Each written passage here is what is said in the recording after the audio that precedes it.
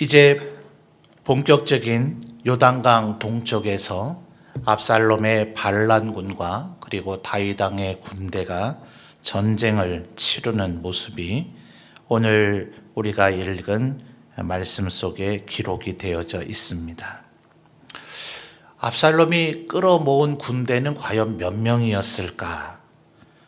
성경이 사실은 정확한 병력의 숫자를 말해주고 있지를 않고, 또 다윗 왕에게 모여있는 군사는 몇 명이었을까? 이 또한 사실은 정확한 숫자를 우리에게 알려주지를 않아서 사실은 몇 명 대 몇 명이 싸웠는가 결론을 내리기는 쉽지를 않습니다. 다만 다윗이 예루살렘을 빠져나갈 때에 다윗과 함께 이 그렛 사람 그리고 블렛 사람 그리고 가드에서 온 이때가 지휘하는 600명이 너희 동족에게로 돌아가라고 했는데도 불구하고 끝까지 다윗 왕을 떠나지 않았다. 그래서 아마도 이 600명은 실제 전투가 벌어졌을 때에도 마하나임에서 다윗 주위에서 다윗을 호위하고 있었을 것이다. 신학자들은 그렇게 추론을 합니다.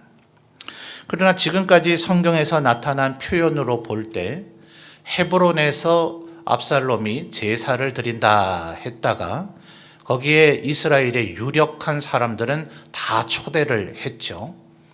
첫째 왕자 암논은 이미 죽임을 당했고 세 번째 왕자였던 압살롬이 다윗 왕에게 그 어떤 문책도 또 책망도 받지 않는 모습을 보고 있다가 마지막 4년간은 압살롬이 마치 왕이 세운 재판관처럼 예루살렘에 올라온 모든 사람들의 문제를 처결했기 때문에 무려 4년입니다. 4년. 지금 우리가 살아가는 이 시대에 대통령의 임기도 5년, 국회의원의 임기가 4년이면 결코 적지 않은 기간이죠. 4년 동안 그간 재판관의 노릇을 했다가 헤브론에서 내가 제사를 드릴 테니 이스라엘에 있는 주요한 자들은 다 모이라. 거의 이미 실질적으로 세자와 같은 그런 권세가 그에게 느껴졌을 거예요. 4년 동안 재판을 할 때도 앞뒤에 호위 병력을 끌고 다녔다 그랬죠. 위세를 과시한 겁니다. 그러니 이스라엘의 정말 주요한 인사들은 거기에 다 모였고 거기서 압살롬이 스스로 왕 위에 오른다 하니 그 면전에서 압살롬 왕 만세를 부르지 않으면 죽는 겁니다. 한번 압살롬 왕 만세를 불렀으면 이미 다윗에게 불충성했기 때문에 이제는 압살롬 휘하에서 살아갈 수밖에 없는 거예요.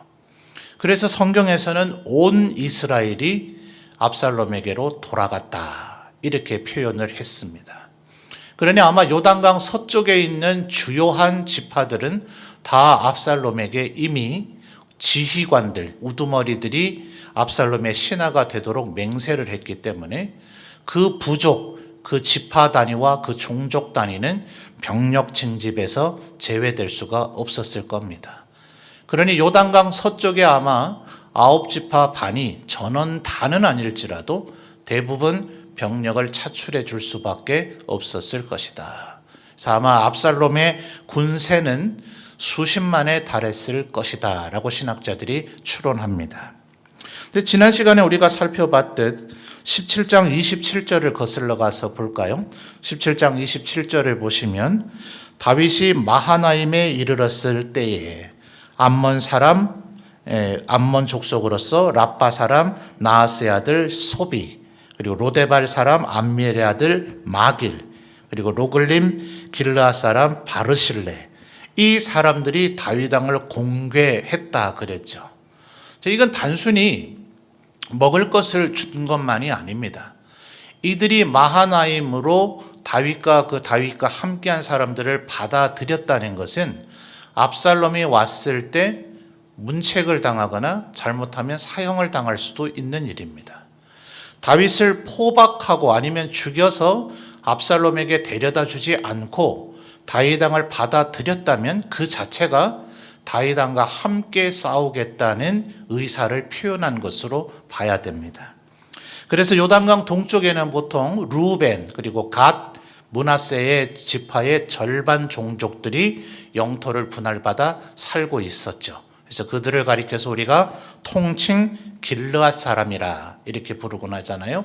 그래서 아마도 9지파 반, 요단강 서쪽의 9지파 반과 요단강 동쪽의 2지파 반의 형세로 이 전투가 벌어졌을 것이다. 이제 이렇게 보는 겁니다. 자, 다윗 왕의 군대가 과연 몇 명이었을까? 이것을 추론할 수 있는 몇몇 표현들이 나타납니다. 자, 18장 1절을 다시 한번 우리 성도님들 읽어 보실까요? 1절입니다. 읽어 주세요. 시작.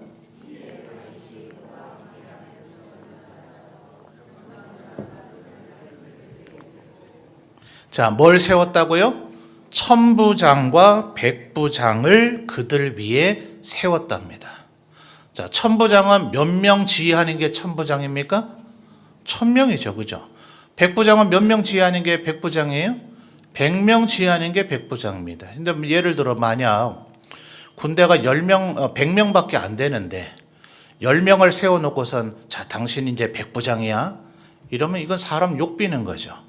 100명밖에 되질 않는데 당신 천부장이야? 이렇게 임명을 한다면 그것 또한 그 사람을 욕비는 겁니다.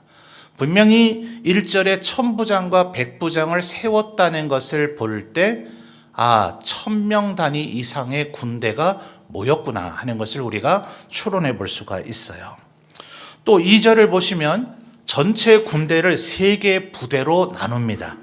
자, 전체 부대의 3분의 1은 누가 지휘합니까? 첫 번째 요압이요. 두 번째는요 아비새가요. 요압의 동생이죠. 아비새가요. 세 번째는요 가드 블레셋 사람 출신인 이때의 휘하에 넘겼다 그랬습니다. 자, 그럼 예를 들어 이 3명이 천부장이었을 수도 있습니다. 실제로 1절에서 천부장을 세웠는데 그 천부장이 요 3명이다. 이런 의미일 수도 있겠고요. 천부장이 여러 명이면 예컨대 3000명 단위로 나눴다면 천부장 3명은 요압의 지휘를 받고 천부장 3명은 아비새의 지휘를 받고 천부장 3명은 이때의 지휘를 받도록 했을 수가 있어요. 왜냐하면 3절 하반절을 우리 성도님들 또 한번 보실까요? 자, 다윗 왕이 나도 너희와 함께 싸우겠다 하니 3절 하반절에 절대로 왕이 나오시면 안 됩니다. 그들은 우리한테 신경 안 쓸 겁니다. 우리 절반 죽어도 우리한테 신경 안 쓸 겁니다 하면서 왕은 우리 몇 명보다 중하다고요? 예, 10,000명이라는 표현이 여기 나오죠. 그래서 이 10,000명은 그냥 의미적인 우리 전체보다 다윗 왕 당신 한 명이 더 중요합니다 라는 그런 개념의 10,000명이었을 수 있는데요. 우리 동양은 100 그리고 10,000 이 단위로 가죠. 그렇죠? 그래서 하나님을 가리켜서 복의 근원이시다 할 때도 몇 가지 복을 얘기합니까? 100가지 복, 1000가지 복, 10만 가지 복 이렇게 안 하죠. 무슨 복이요? 만복. 우리 동양의 개념은 100, 10,000 이게 모두를 의미하는 표현이에요. 근데 서양 단위의 숫자 단위는 그렇지 않죠. 1000단위고 100만이고 10억 단위고 빌리언이 10억이죠. 그렇죠? 밀리언, 사우젠트, 밀리언, 빌리언 이렇게 1000단위로 간단 말입니다. 그래서 우리가 지금 돈의 가치를 숫자로 쓸 때 3개 지나면 컴마 찍고 하는 게 바로 그 서양의 돈 헤아리는 개념을 그대로 받아들이기 때문에 그렇잖아요. 그러니까 동양이라면 상징적으로 10,000명보다 귀하다. 이게 맞아요.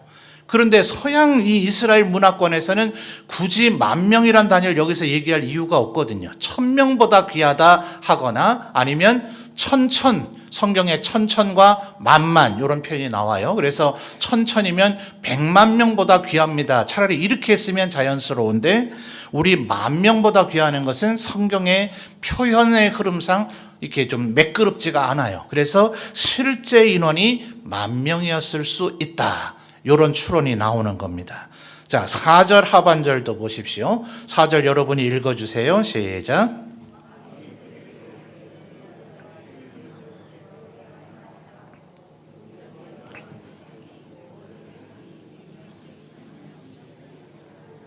자, 하반절에 몇 명씩이요? 100명씩, 그 다음에요, 1000명씩, 딱 1000명만 나갔다면 1000명씩 이렇게 표현 안 하겠죠. 그래서 아마도 3절 하반절에 있는 이 10,000명이라고 하는 표현이 이스라엘 지금 다윗 왕 휘하의 군대의 전체를 나타내는 표현일 수 있다, 이렇게 봅니다. 자, 그런데 지금 다윗 왕의 휘하에 지금 예를 들어 3절 하반절에 10,000명이 실제 병력이었다 치면, 자, 3분의 1은 누구의 휘하예요?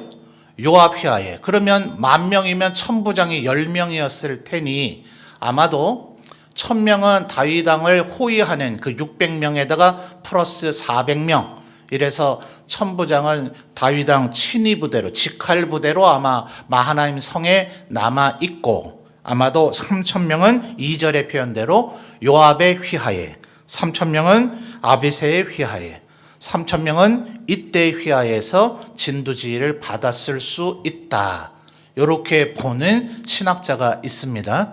자, 요거는 성경에 나타난 표현들을 가지고 추론한 것이지 100% 정확한 진실을 얘기하는 건 아닙니다. 다만 이 정도쯤 된 것 같아 보인다, 비교를 해보는 게 필요한 거예요. 17장 25절을 한번 읽어주십시오. 17장 25절이요. 자, 우리 성도님들 읽어주세요. 시작.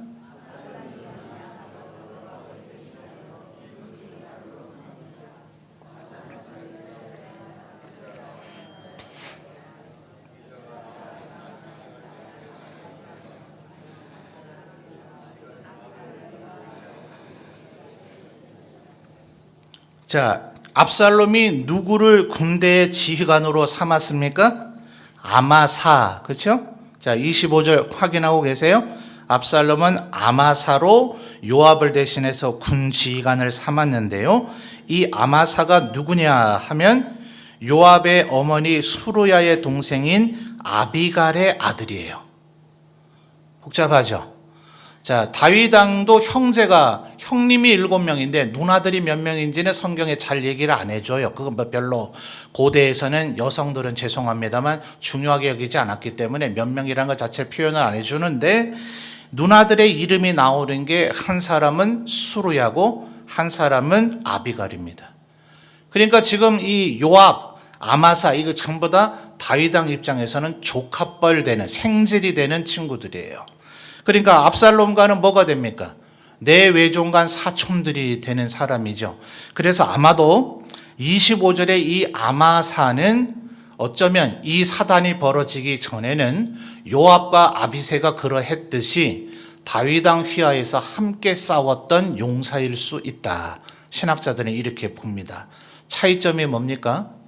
아마사가 군 지휘관으로 임명을 받았을지라도 인사권은 대부분 언제나 왕이나 군 통수권자가 갖고 있죠. 그러니까 지금 25절, 이게 압살롬의 군대 조직의 유일한 표현이에요. 압살롬은 아마사에게 그런 권한은 주질 않아요. 그러니까 아마사가 임의대로 천부장, 백부장을 임명할 수가 없어요. 누가 못한 거예요? 압살롬은 이런 것을 할 줄을 몰라요. 여러분, 10,000명이 싸움에 힘이 강하겠습니까? 100명이 힘이 강하겠습니까? 너무 쉬워서 대답하기 싫으세요? 10,000명이 강하겠어요? 100명이 강하겠어요? 당연히 10,000명이 강하죠. 다시 질문에 조금 첨언을 하겠습니다. 조직 안 된 10,000명이 강하겠습니까? 조직된 100명이 강하겠습니까? 조직된 100명이 100% 강합니다. 무슨 말인지 이해되시죠? 지금 압살롬의 군대는 분명히 9지파 반이었을 것이고 요단강 서쪽에 전역의 군대가 모였을 것이기 때문에 다윗 왕의 군대보다는 훨씬 많았을 거예요. 근데 압살롬이 한 거는 최종 우두머리 아마사 하나 세운 것밖에 안 됩니다. 한번 상상을 해보세요. 군단장, 사단장, 연대장, 대대장, 소대장, 중대장 이런 거 없이 육군 참모총장이나 합참의장 한 분이 60만 대군 전체를 지휘하려고 한다면 지휘가 되겠습니까? 안 되겠습니까? 완전히 서로 우리 아군 병력끼리 뒤엉켜서 서로 몰살당하지 않으면 차라리 다행입니다. 절대로 소규모의 부대를 효과적으로 지휘해보지 못한 사람은 대규모의 부대를 지휘할 수가 없어요. 압살롬은 전장의 경험이 전무합니다.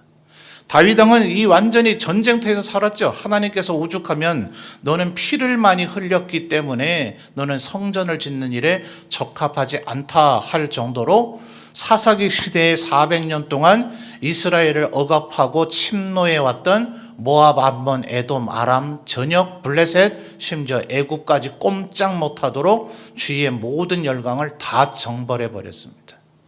누가 과연 다윗 왕의 부대와 싸워 이길 수 있겠어요? 그러니까 아히도벨이 뭐라 했습니까? 절대로 그렇게 하면 안 됩니다. 밤에 기습해서 왕만 죽이면 끝납니다. 후세가 뭐라고 폼나게는 얘기했지만 말도 안 되는 의견을 내놓습니까? 군대를 별과 같이 모래와 같이 모아서 마치 온 이스라엘이 대지를 다 뒤덮듯이 그렇게 다윗 왕의 군대를 압박해 가십시오. 말이야 근사하고 멋지죠. 폼나죠. 그런데 그 대군을 움직이는 것은 탁월한 전략을 연마해 본 사람 아니면 절대로 움직여내지를 못합니다. 그래서 다윗이 이겼을까요? 그건 아니다 하는 거예요. 그럼 뭐 때문에 이 설명을 이렇게까지 거창하고 시간 끌어가면서 합니까? 여러분, 믿음이란 뭘까요? 우리가 종종 헷갈리는 것이 믿음은 믿습니다. 될 줄 믿습니다. 하나님께서 해주실 줄 믿습니다. 이러고 나는 아무것도 안 하고 아무 노력도 안 하고 아무 생각도 안 하고 아무 계획도 안 세우고 아무 준비도 안 하는 것을 믿음으로 착각하는 경우가 굉장히 많습니다. 무모하죠. 무모할 뿐만 아니라 하나님 앞에 정직하지 못하고 성실하지 못하며 그런 것은 망상이고 헛된 꿈이지 하나님께서 절대로 이루어주지 않으십니다. 그런데 반대로 내가 모든 것 준비하고 모든 것 계획하고 모든 걸 다 연말했으니 하나님 필요 없어. 내가 알아서 해. 하나님 가만 계세요. 뭘 참견하려고 하세요. 제가 다 알아서 할 텐데요 하는 자는 불신자죠. 다윗은 절대로 그냥 있지 않습니다. 왜냐하면 이제 전쟁은 벌어지기 때문에 자기 편에 있는 사람들이 몰살당하지 않으려면 이것에 대한 평정은 해야 됩니다. 그러니 천부장과 백부장을 세우고 그들을 세 부대로 나눠서 그들에게 여기에 성경의 모든 구체적인 전략 지시까지 다 일일이 열거하지는 않습니다. 그런데 놀라운 일이 벌어지죠. 6절, 7절, 8절을 주목해 보실까요? 6절을 보니 실제 전투는 마하나임 평원에서 벌어진 것이 아니라 마하나임 평원의 바로 옆에 있는 에브라임 수풀에서 벌어졌습니다. 자, 제가 마하나임으로 다윗이 간 것이 얼마나 무모한 행동인가 여러 차례 말씀드렸죠. 야곱이 창세기 32장에서 아람의 라반 자기 외삼촌의 집에서 다시 가나안 땅으로 돌아올 때에 에서가 400명 끌고 마중 나온다. 말이 마중이지 누가 400명을 끌고 마중을 다닙니까?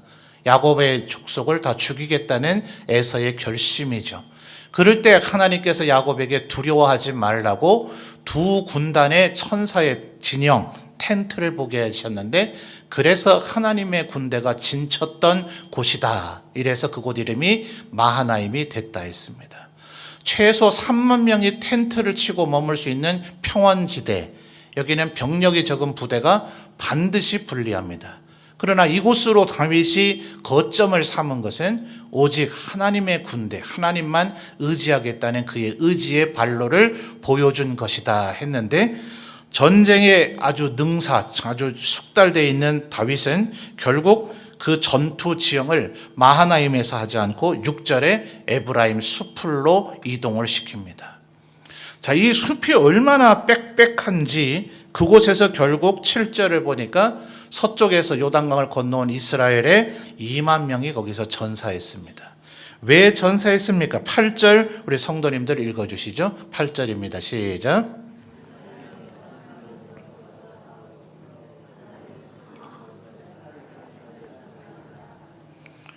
이 말씀이 이해가 되십니까?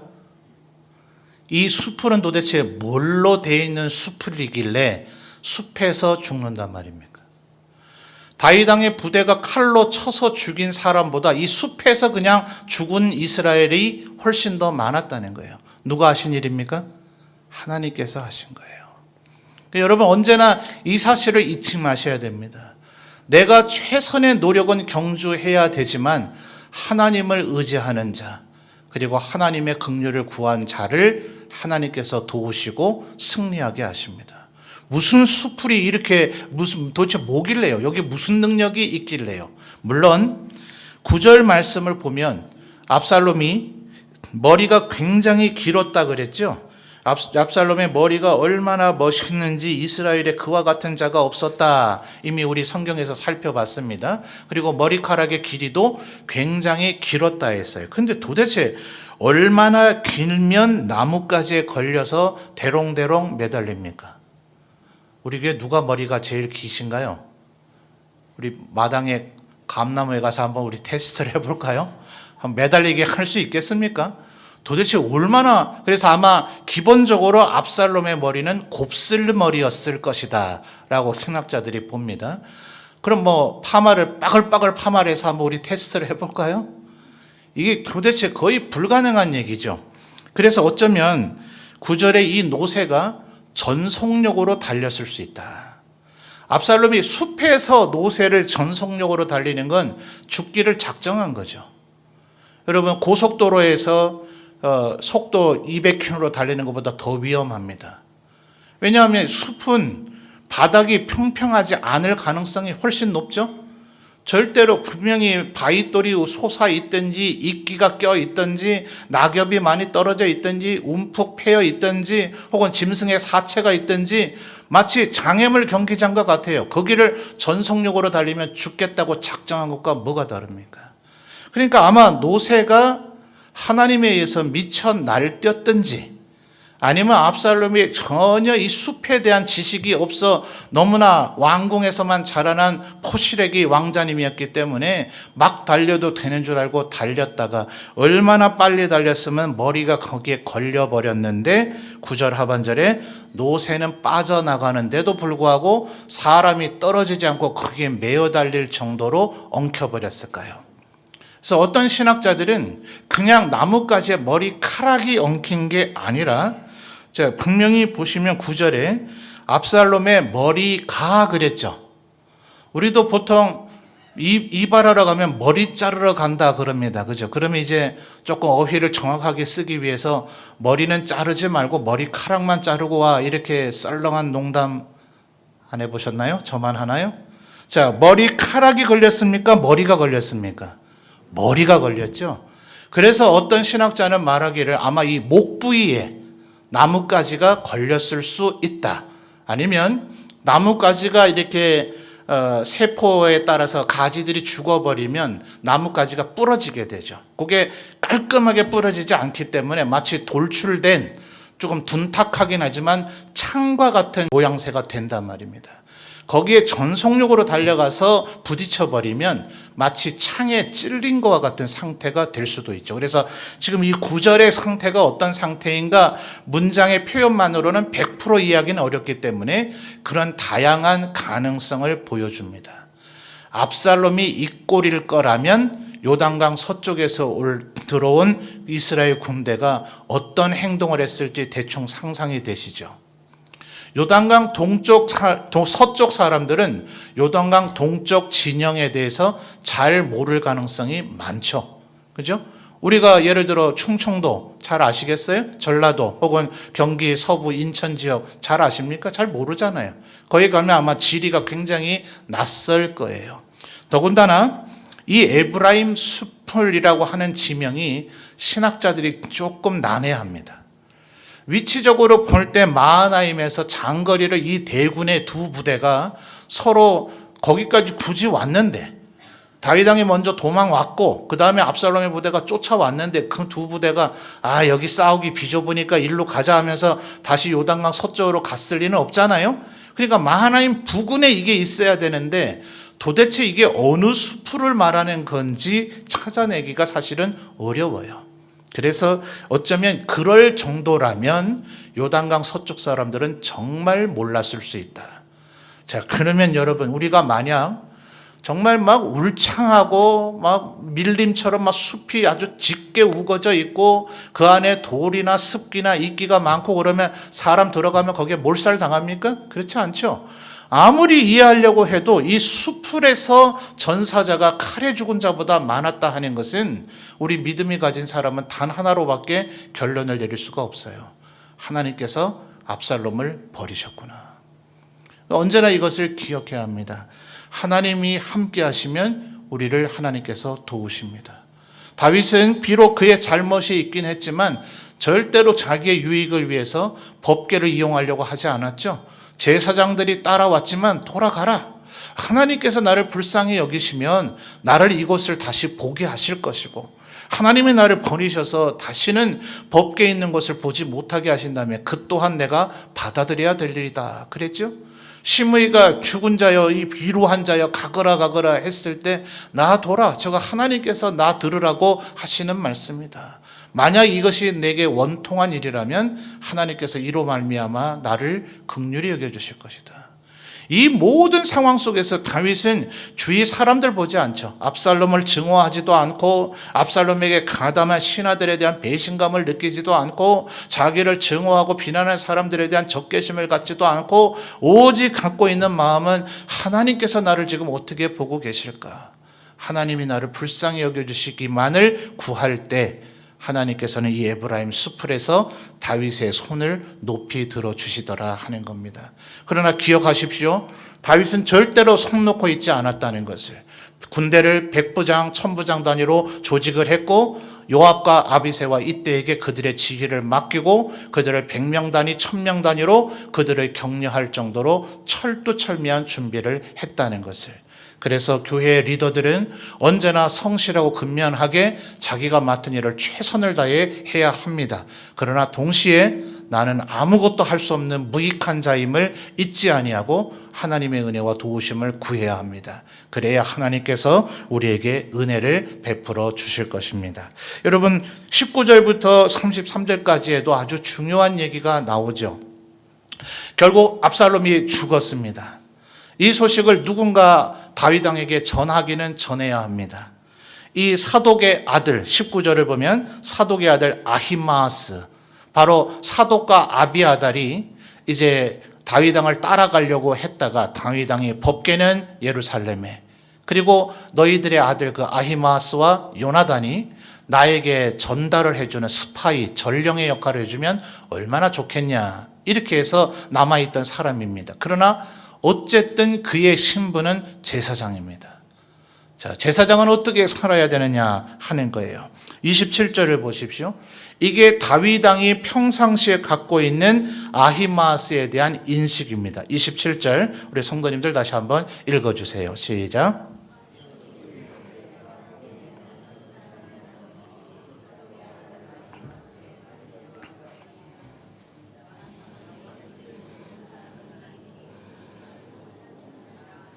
아멘. 아히마스입니다. 저 달리는 폼을 보니까 아히마스가 씁니다 라고 말하니 다윗 왕이 뭐라 했다고요? 그는 좋은 사람이니 좋은 소식을 가져올 것이다. 여러분, 이런 평가를 받으시는 우리 성도님들 되시기를 주님의 이름으로 축원합니다. 사무엘서에서 나오는 이 두 가지의 서로 보완되는 명제가 있죠. 사무엘 상에서 뭐라 그랬습니까? 악은 누구에게서 나온다고요? 악인에게서 나온다. 좋은 사람은 어떤 사람이에요? 좋은 소식을 전하는 사람이다. 자, 근데 이 아히마스가 좀 철이 없죠. 다윗 왕은 그래도 어른으로서 이 젊은 제사장 아히마스는 언제나 좋은 소식을 전하곤 했던 사람이지. 그런데 지금 아히마스가 조금 욕심이 납니다. 다윗 왕에게 이럴 때 충성한다는 내가 모습을 보여줘야지. 무슨 소식이든 빨리 전해주는 게 좋겠지. 그런데 정말 다윗 왕 말은 안 들어먹기로 둘째가라며 서로할 요압도 이거를 알죠. 요압이 뭐라 그럽니까? 이 20절에서 요압이 이러죠. 이런 소식은 전하는 자가 되지 마라. 왕의 아들이 죽었다. 22절에 또다시 얘기하죠. 내 아들아 너는 왜 달려가려고 하느냐. 이 소식으로 말미암아는 너는 절대로 상을 받지 못한다.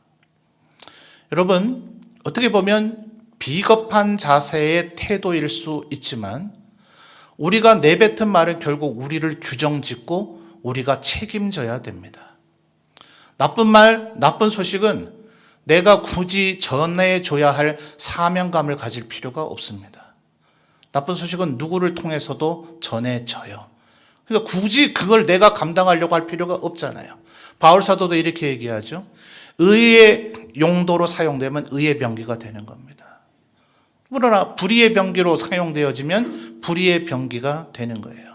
그래서 지금 요압조차도 이걸 전하려고 하지 마라. 이거 전해서는 상을 못 받는다 하는데도 아히마아스가 죽어도 2번, 3번 계속 말하니 이제 요압이 이제 출발해서야 설마 아히마아스가 아무리 잘 달린다 한들 구스 사람을 추월할 수야 있겠나. 구스 사람을 지금 먼저 보냈죠. 구스 사람은 이방인이에요. 그러니까 이런 소식 전했다가 다윗 왕의 노여움을 사서 죽든지 말든지. 요압 참 못됐죠. 그래서 이방인에게 이런 일을 시킨 겁니다. 그런데 이 아히마아스의 욕심이 얼마나 과한지 지름길로 23절을 보면 들판길로 달려서 이러다가 압살롬처럼 죽지 않은 게 천만다행이죠. 들판길이니까 이게 말 그대로 바위도 있고 웅덩이도 있고 이끼도 있고 한 그 위험천만한 길을 달려간 겁니다. 완전히 목숨 걸고 달려간 거죠. 다윗 왕은 지금 이는 좋은 소식을 전할 것이다 라는 기대를 갖고 있습니다. 그래서 28절에 전반적인 전쟁 상황에 대한 보고를 했습니다. 자, 28절과 29절이죠. 29절과 32절을 잘 비교해 보십시오. 결국 28절과 31절, 28절은 누구의 보고죠? 아히마아스의 보고이고요. 31절은 구스 사람의 보고인데 28절과 31절의 보고의 내용은 별반 차이가 없어요. 그런데 29절은 아히마아스의 보고입니다. 그리고 32절은 구스 사람의 보고인데 다윗 왕의 질문이 동일하죠. 자, 다윗 왕이 뭐라고 첫 번째 전쟁의 일반적인 상황, 우리 군대가 이겼습니다 라는 얘기를 듣고 나서 다윗 왕이 뭐라고 반문합니까? 29절과 32절 똑같이 나오죠. 뭐예요? 젊은 압살롬은 잘 있느냐. 여러분, 듣기 원하는 대답을 해주는 것도 지혜입니다. 다윗 왕이 지금 뭘 듣고 싶어 합니까? 압살롬 죽었지? 이렇게 물은 거 아니죠? 그죠? 그놈 죽었냐? 아버지에게 칼을 들이댄 그놈의 자식 죽었냐? 이렇게 묻지 않았죠? 젊은 압살롬. 왜 젊은 압살롬이에요? 뭐 연세 드셨어도 장수하시고 오래 사셔야 되지만 인간의 평균적 생리가 젊은 자가 오래 살기 마련이죠. 살아 있었으면 좋았을. 그래서 33절에 그렇게 다윗이 통곡하잖아요. 내가 차라리 죽었더라면. 아버지고 연로한 내가 먼저 가야지. 젊은 내 아들 압살롬, 젊은 네가 먼저 가는 게 말이 되느냐. 그러니 지금 젊은 압살롬이라고 얘기하잖아요. 그리고 잘 있느냐라고 묻잖아요. 잘 있느냐라는 말은 살아있는 거지. 살아있다고 제발 말해. 살아있는 거지. 지금 이렇게 묻고 있잖아요. 그러니까 최소한 아히마아스가 철이 없어서 나이가 젊어서 평상시에는 27절에 다윗이 알고 있는 평판대로 좋은 소식을 말하는 자였는데 이 전쟁에서는 지금 욕심이 과해서 무슨 얘기라도 다윗 왕에게 전해주면 좋아하겠지. 요압이 만류하는데도 지혜가 없었어요. 근데 마지막 순간 29절에 지혜가 발동된 거죠. 젊은 압살롬은 잘 있느냐? 그러니 아히마아스가 사실은 냉정하게 말하면 거짓말이죠. 예, 소란 소리를 듣긴 했는데 뭐 때문에 소란이 난 건지 제가 잘 모르겠습니다. 막판에 지금 아히마아스가 그나마 지혜롭게 된 겁니다. 구스 사람은 고지고대로 눈치 없이 압살롬처럼 전부 다 그렇게 됐으면 좋겠습니다. 뭔 말 더 설명 안 해도 내 아들이 비참하게 죽었구나 라는 것을 다윗 왕은 직감으로 깨달아 알게 됩니다. 여러분, 절대로 안 좋은 말은 전파하지 마십시오. 좋은 말만 전파할 때 그 사람이 좋은 사람이 되는 것이고 하나님 앞에 복받는 사람이 되는 겁니다. 주님 뭐라 그러셨어요? 그의 제자들이 이 보리를 손으로 비벼가지고 또 음식을 먹을 때 손을 씻지 않고 먹으니 사실은 이스라엘에는 먼지가 워낙 많으니까 밖에 나갔다 들어오면 손과 발과 뭐 몇몇 부위를 반드시 씻으라. 이게 율법이에요. 그거 안 지킨 게 맞긴 맞죠. 근데 예수님 뭐라 그러세요? 뭘 먹었느냐가 우리를 더럽게 만드는 게 아니라 우리 입에서 어떤 말이 나오느냐가 그 사람을 규정짓는다. 여러분 절대로 안 좋은 말은 하지 마십시오. 내가 안 해도 됩니다. 침묵은 죄가 아닙니다. 내가 말하는 순간 그 모든 책임은 내가 져야 되는 것입니다. 그래서 언제나 믿음으로 성실하게 준비하고 하나님의 도우심을 구하고 우리의 입술의 말을 지혜롭게 할 때 우리를 환난과 위기 가운데서도 반드시 하나님께서 도우시고 건져 주실 줄 믿습니다. 우리를 도우시고 승리하시는 우리 성도님들의 모든 삶의 현장이 에브라임 수풀이 되시기를 주님의 이름으로 축원합니다.